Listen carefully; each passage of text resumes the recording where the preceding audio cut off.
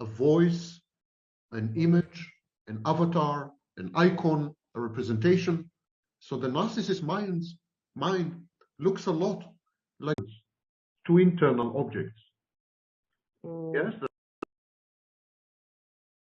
the psychotic has a voice in his mind, and he thinks it's coming from the outside. What the narcissist does is exactly the opposite. He attributes an internal existence to external. Yeah. So he's the mirror. Oh. And in this sense, narcissism is actually not interpersonal. So narcissism is a hybrid disorder. There is a strong interpersonal element because the narcissist crucially depends. It's the voices inside your mind. Some of these voices represent your parents. In 2 miles, take the I-79 South exit on the left toward Fairmont. Role models, like teachers, and some voices represent influential peers. But all these voices are there. Ecosystem, but it's an ecosystem. And within the ecosystem, everyone is constantly in tumult. Everyone is arguing with everyone. Values clash. Beliefs contradict each other. Continue on I-79 South for 149 miles. That there are constructs within the mind, there are structures, and that these structures are the ones which interact with each other and create what appears to be a dialogue or a polylogue. Other people, other scholars disagree. They have dispensed with the tripartite, mechanical, analytical models of psychoanalysis and psychodynamic theories, and instead they say that what goes on in the mind is not fixed structures which communicate with each other. It's processes. In other words, the mind is not a piece of land. It's more like a river. Okay, something you have taught someone, leave something behind. And while you're alive, be memorable. That's the first message. The second message is do something with your life. Make something of your life. Now, stop here. Just stop, will you? And think for a minute. If I tell you, be somebody, be someone, stand out, what am I telling you actually? I'm telling you, do not be yourself. Do not be yourself.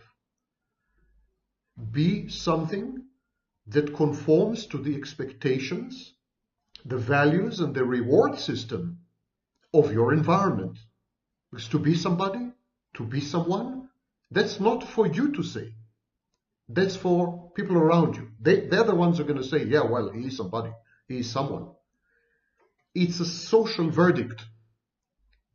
Society passes judgment over you. So the meaning of being somebody or being someone resides not with you, resides with society. So be somebody simply means don't be yourself. Be what we expect you to be. And when I say do something with your life, make something of your life, it's like life is some kind of raw material. It's a kind of passive object. It's like Michelangelo used to say that when he sees a slab of marble, he sees the statue inside the marble. He just has to release the statue from the marble. So your life is like this slab of marble, and all you have to do is sculpt it, mold it. It's up to you, in other words. You are in the role of an artist, a creator, and in many ways a godlike creator. It's a very narcissistic notion.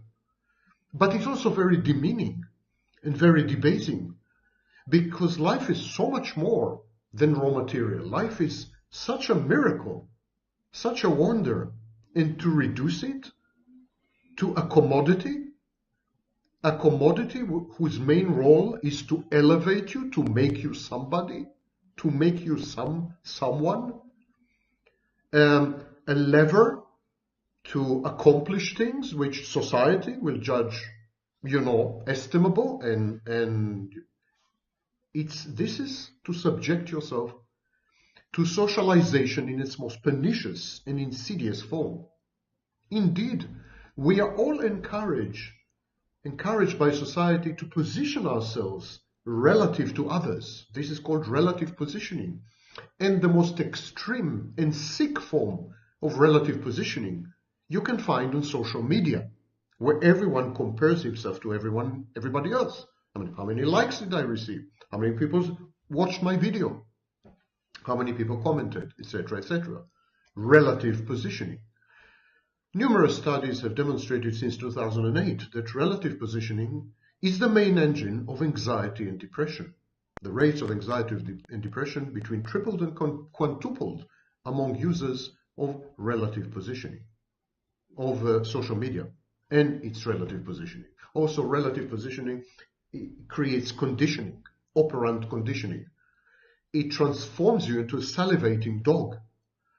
It creates an addiction, but worse than addiction, creates conditioning. So here we go. We have an inner dialogue that is essentially dictated by society, its expectations, its mores, its values, its beliefs, as a form of social control to channel you, to make you conform, to make you perform. And you internalize these voices via the agents of socialization. Socialization is a process whereby society invades your mind. And society uses everyone, parents, role models, peers, teachers, uses everyone to invade your mind. You're under pressure to conform. You are under pressure to collaborate with institutions. Things like mass media and social media are there to keep you in check. And if you didn't believe this until now, the pandemic has revealed the inner workings of these allegedly neutral free speech institutions. They are not. They are levels of social control. They have political agendas and other agendas, which are ulterior and divorced from their stated mission. So the inner dialogue is ego alien, it's ego discrepant, and it's ego congruent. In other words, it creates ego dystony, almost syntony. Because the inner dialogue sets a bar which you can never attain. It sets you up for failure. Failure is the main engine used by society to prod you on, to make you work, to force you to contribute to society's goals, not to yours, God forbid.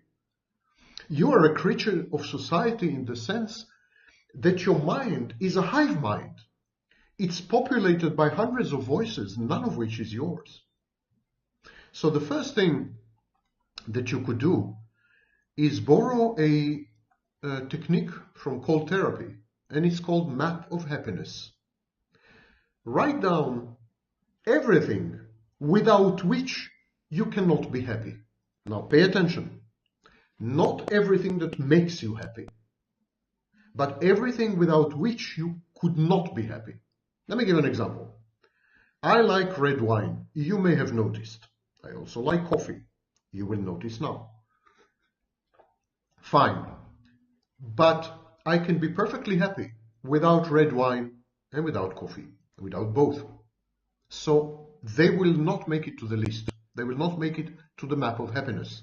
But I cannot survive a day without books. I will die, I will shrivel, I will vanish without books.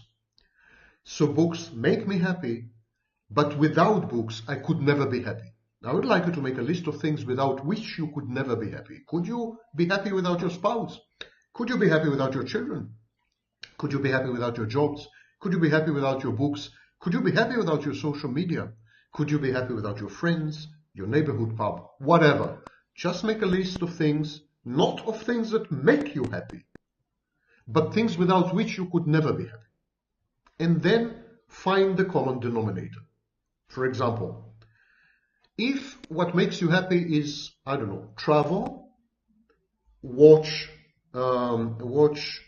programs on National Geographic and History Channel, and so on and so forth, then maybe the common denominator is knowledge.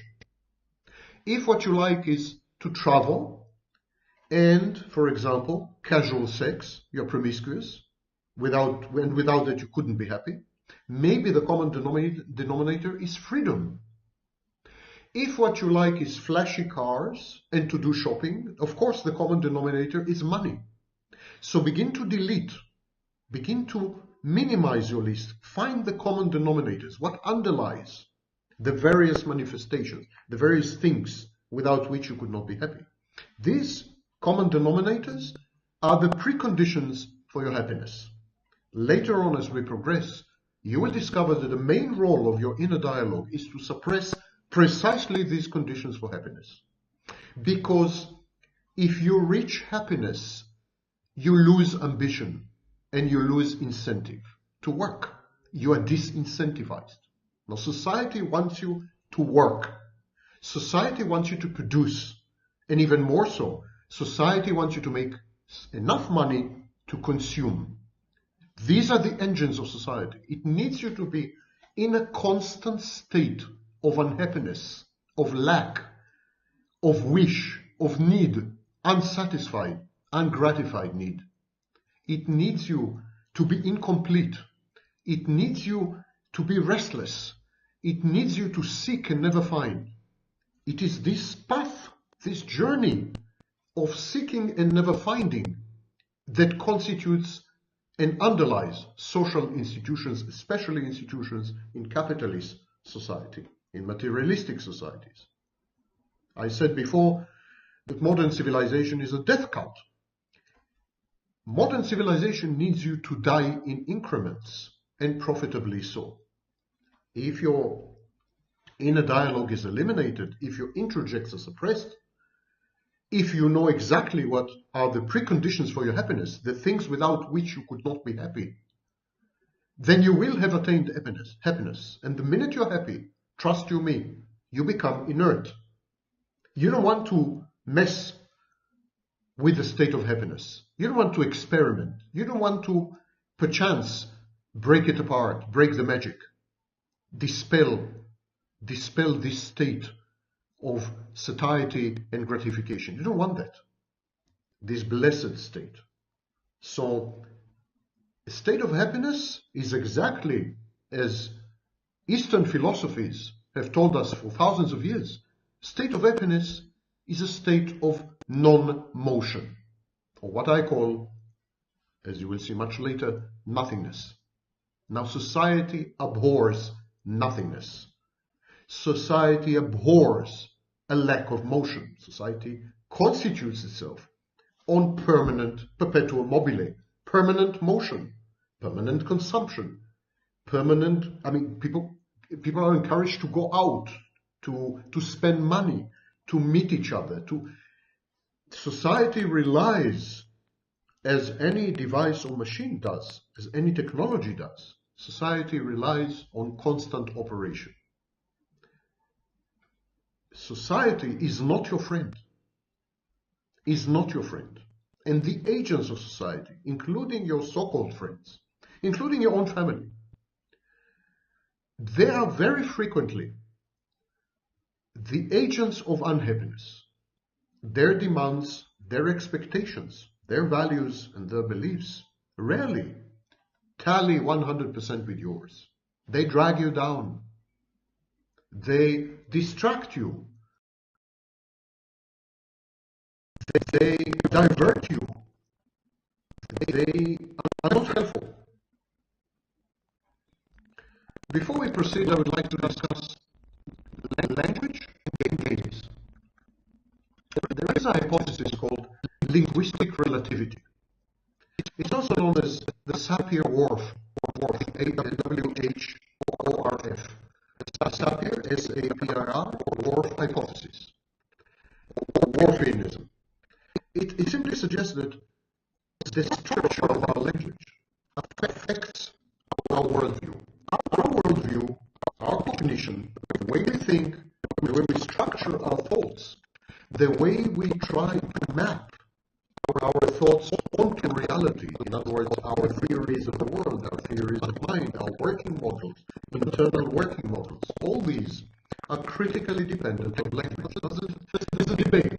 Does language determine these models, or does it influence them? Let's be besides the point. Language is a critical component. It makes a critical contribution to the structure, the content, and the operation of everything we think we know about the world and how we verbalize it and how we think about it. So language and world and worldview, Weltanschauung, and cognition, they are inseparable. Your perceptions critically depend on your spoken language. And so,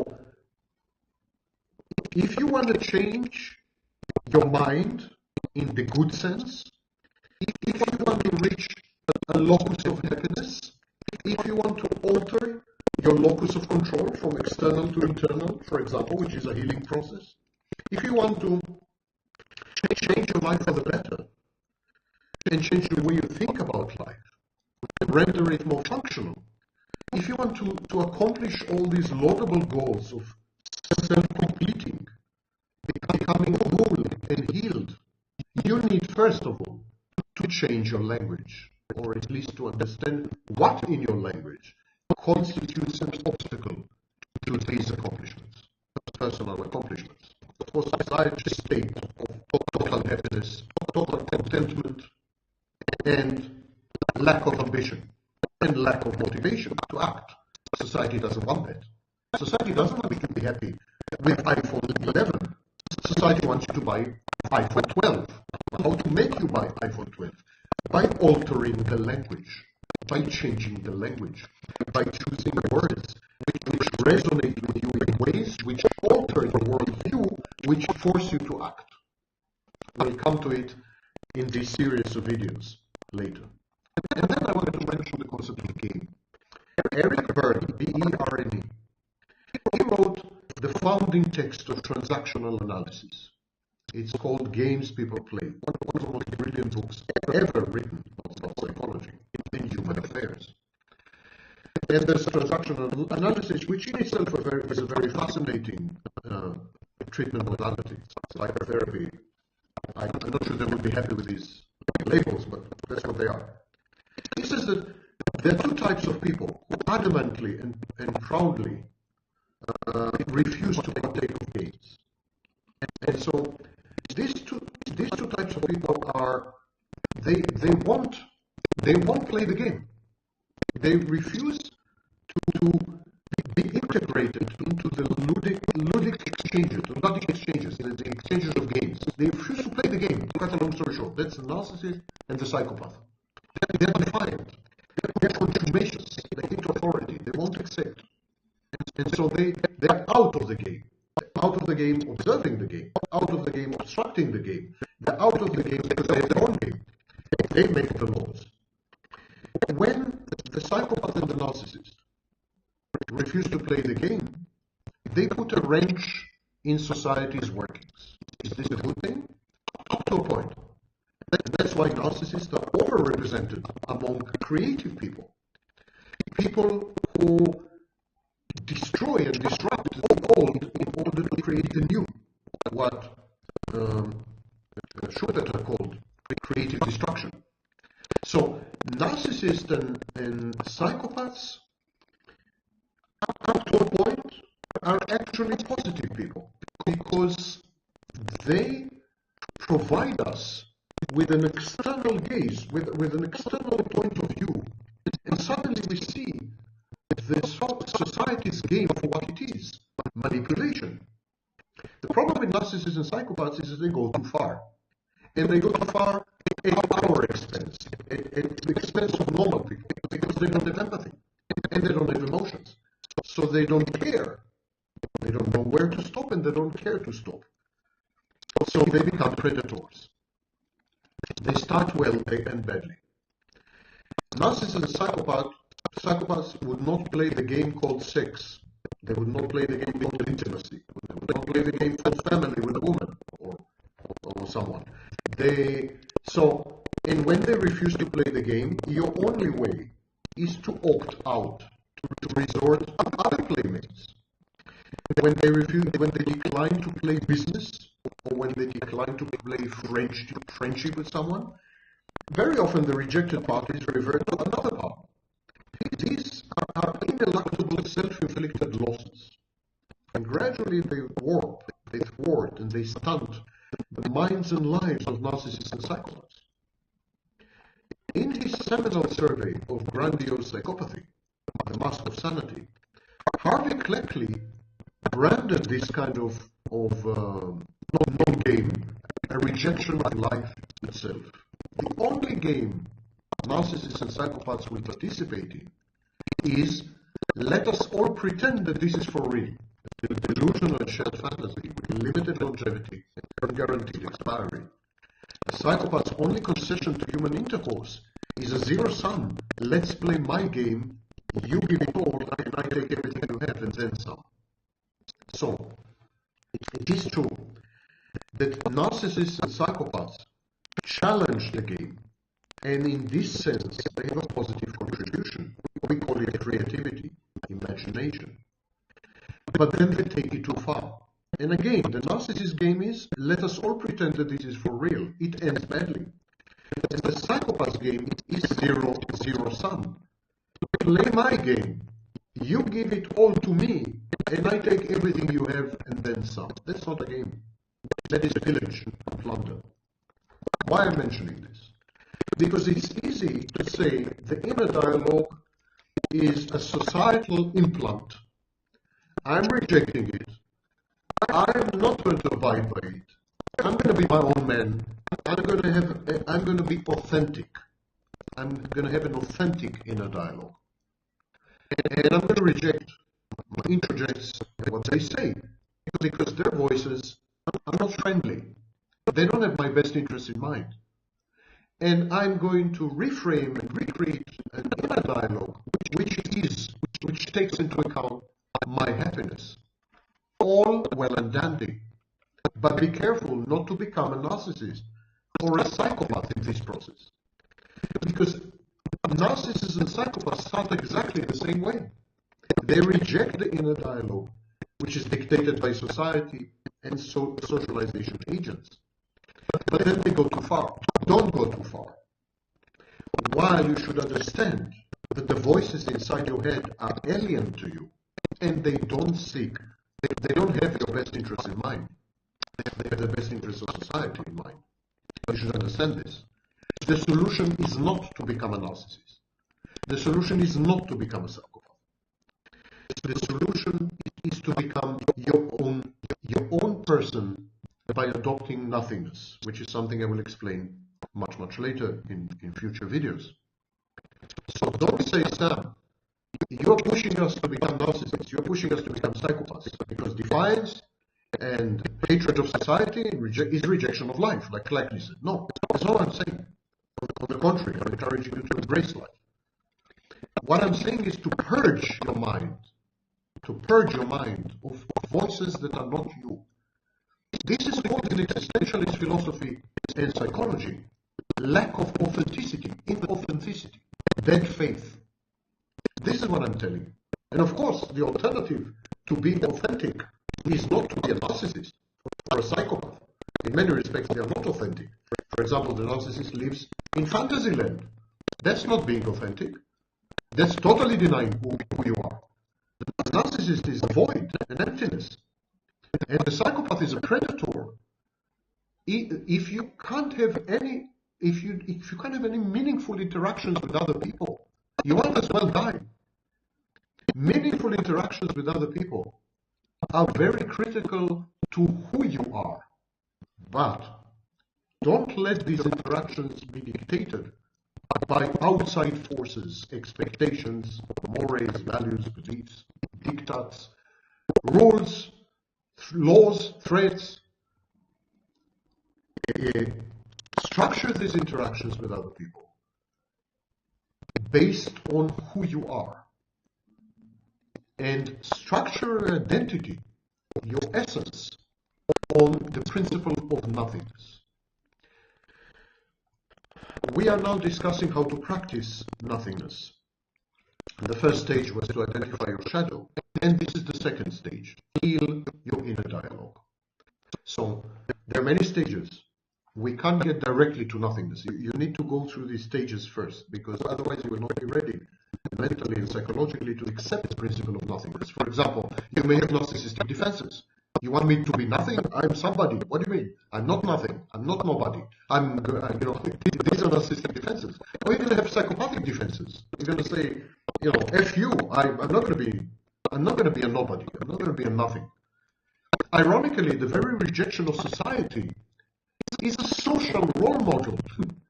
You think you're rejecting society, it makes you a rebel? Well, a rebel is a role dictated by society. Society has a place for rebels, a place for dissidents. We are all captured in the social cage, in this experiment, the Calhoun experiment with rats and mice. So don't think that being a rebel or being a dissident makes you stand out or makes you be your own man or your own, it's not true. Nothingness is totally different. It's not about rebellion. It's not about dissidence.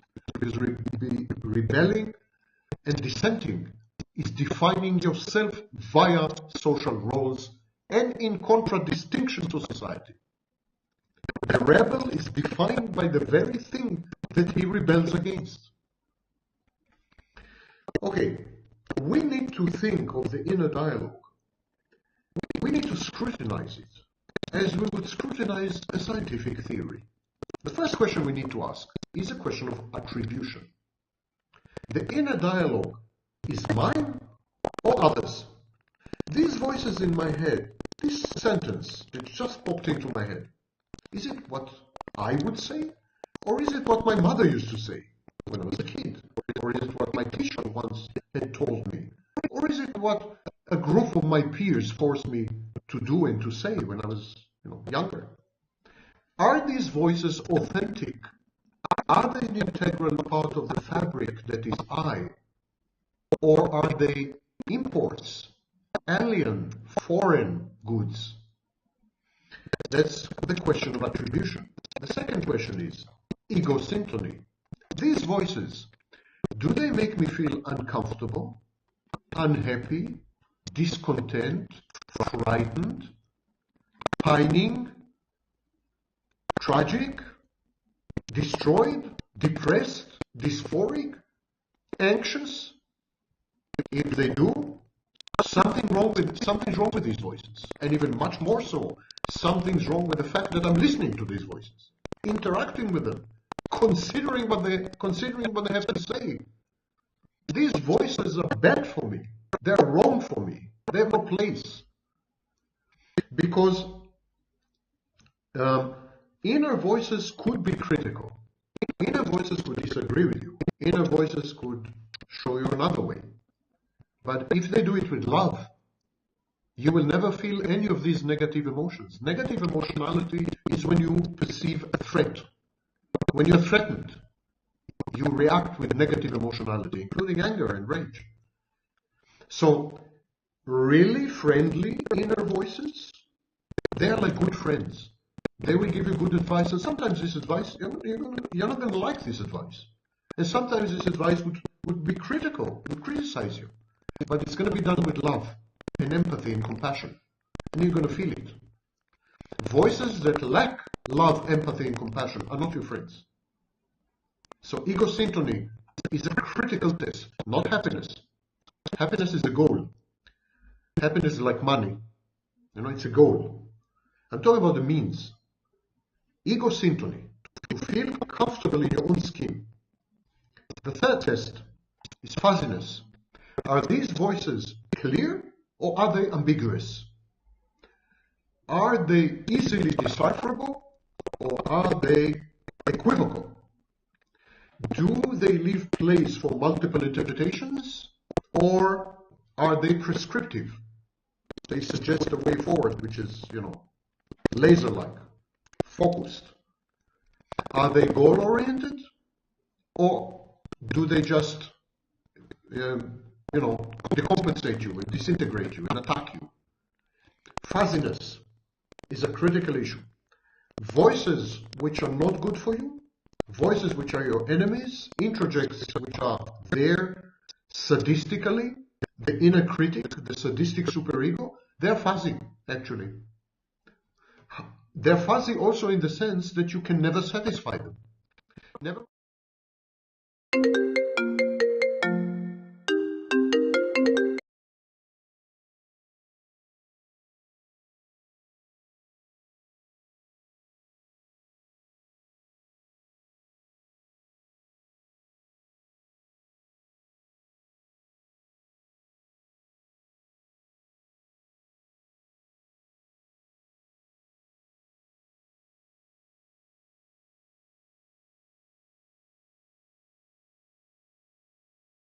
never mind how much you accomplish, never mind how much you obey them, never mind how much you try to conform, never mind how much of a introject pleaser you are, you never make it. You always fail. You always fail these inner voices. You always disappoint them. They're always mad at you. They always criticize you. They always humiliate you sadistically and so on. So these kind of voices you need to eradicate. So what are the hallmarks of a healthy dialogue? And I will show you in future videos how to construct a healthy dialogue, a healthy inner dialogue. What are the hallmarks of a healthy inner dialogue? The parts of your mind that talk to each other. How do we know if the dialogue is healthy or actually a figment of pathology? If it leads to unfavorable outcomes, if it is not self-efficacious, if it detracts from your agency, if it reduces your intimacy, this is a sick inner dialogue, a pathological inner dialogue. How do we distinguish this kind of unhealthy inner dialogue from a good, productive, constructive, forward-moving, healthy, wholesome, and complete inner dialogue? How do we tell them apart? Well, these are narratives. Inner dialogues actually are about constructing narratives. Even in movies, we have dialogues between characters, but the dialogues between the characters in movies drive the plot forward. There is a plot of your life. Your life is a story unfolding. As the story unfolds, various characters constitute integral parts of this story, and they talk to each other. And it is this uninterrupted stream of communication that actually constitutes the yarn of your life, the fabric of your life.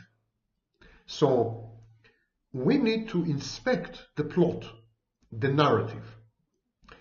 And here are the hallmarks, here are the tests of a healthy, plot-integrated, narrative-driven inner dialogue, which, I remind you, is authentic.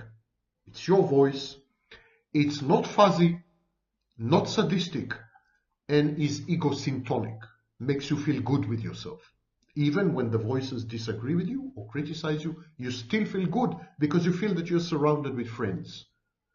You're surrounded with voices who seek to help you, love you, and empathize with you. Okay, so here are the tests. First of all, the plot and the narrative must be anamnetic. In other words, the plot and the narrative must be all-inclusive. It must encompass, integrate, and incorporate all the facts known about you.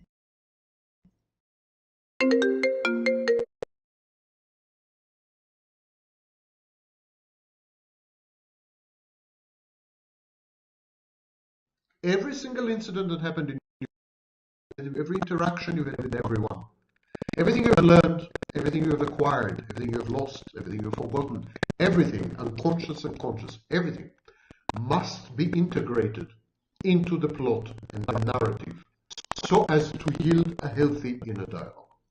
One of the major problems in psychopathology is that people exclude big parts of their psyche via dissociation, for example. So dissociation is an engine of disruption. When we ignore, deny, repress, forget, dissociate, reframe badly, wrongly, counterfactually, adhere to fantasy and denounce and renounce reality, when we do all these things, when we become partial human beings, not whole, that creates pathologies.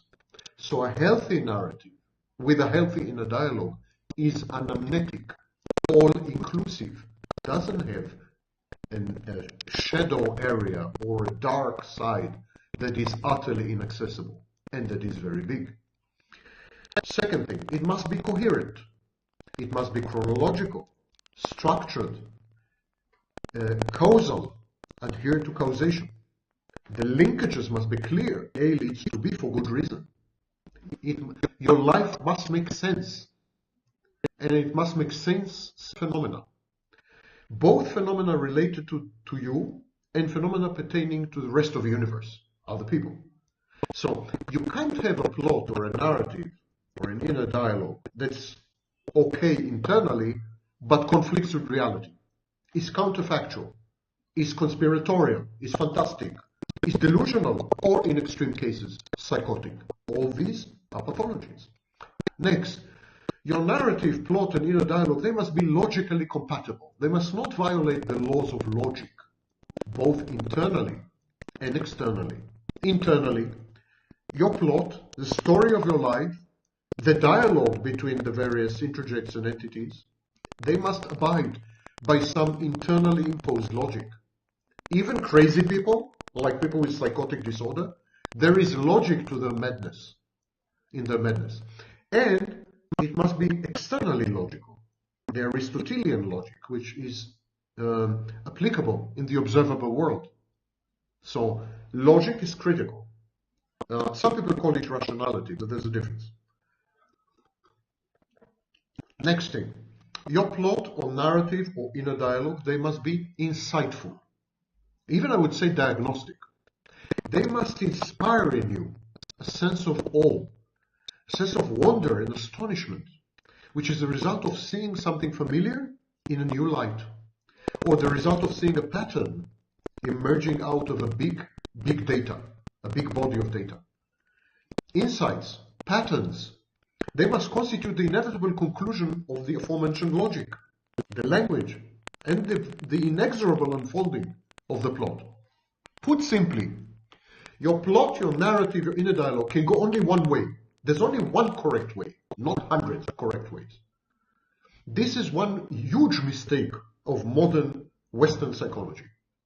Modern Western psychology gives the impression that self-actualization can go any way, that there are like 1,000 pathways to happiness, and all you have to do is choose. This is the consumerist approach, because the typical consumer has multiple choices, and then he can choose this smartphone or that smartphone, this television set or that television set, this vacation destination or that vacation destination. So because we are used to choice, we tend to erroneously believe that the path to happiness is one of many, and we can choose path number 6. It's like these boxes, in a quiz. You can choose what's behind door number 1 or what's behind door number 3, and we are likely to get the same result. Wrong. The logic, the insights, everything leads to your particular idiosyncratic path. That's why I am dead set against prescriptive public intellectuals and philosophers and coaches and self-styled experts when they tell you, this is what you have to do. It's nonsense. Because every person has his own 12 rules. Every person has his own path to healing. It's impossible to generalize. If you generalize, you're wrong. That's why psychology can never be a science. Well, one of the many reasons. It can never be a science. The insights, they are the inevitable, inexorable conclusion of the logic, of the language, and the plot unfolds as it should. When you obstruct this, when you divert the plot, when you reframe it, when you delete it, when you forget it, it's a pathology. It's sickness. Next thing, your narrative, your plot, your inner dialogue must be aesthetic. It must be plausible. It must feel right. There must be beauty in it. It shouldn't be cumbersome, clunky, awkward, discontinuous. It should be smooth, parsimonious, with minimum assumptions, simple. Simplicity and beauty are the hallmarks of the right life, eudaimonia, the worthy life. The worthy life, as Diogenes would have told you, is a barrel. All the sages in human history, there's no exception, all the sages in human history gave up material possessions. And for example, in physics, we don't have a reducible set of entities and assumptions with which we work, but we keep multiplying them all the time. I'm as guilty of this as anyone else. The plot or the narrative of your life and the inner dialogue that is derived from this narrative, they must be explanatory. They must explain the behavior of other people, other characters in your plot. They must be a good plot and a constructive, productive, empathic, loving inner dialogue. They automatically drive you to fit in with others. Even if you don't comply, you don't conform, you don't obey, you don't submit, you don't subjugate yourself, you still will be sought after. You still will be loved and liked, and your company will be cherished. Why? Because you're authentic. People react very powerfully to strong authenticity. It's not honesty, because you could be honest and sadistic, like me. It's authentic. It's the silent strong type. It's like a rock. A rock doesn't talk much. Well, the rocks I came across, they don't talk much. But you know you can rely on them, and you know they're real, and you know they're true, and you know they're a feature of reality and of the universe, and you almost assume that they will always be there, which is wrong, but never mind.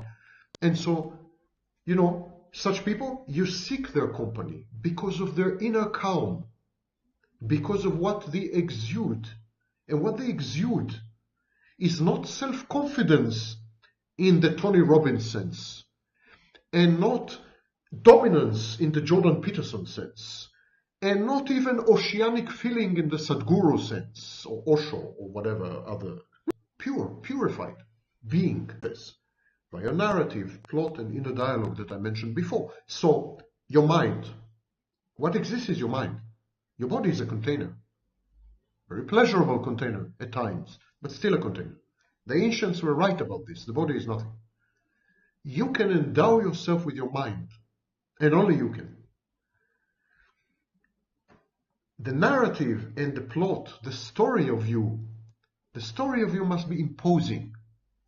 You must regard it as the preferable, best possible. The very experiment, the very interaction with me, the very test will change you. It will change you. You will not be the same person at the end of the experience as you were when you had entered the room.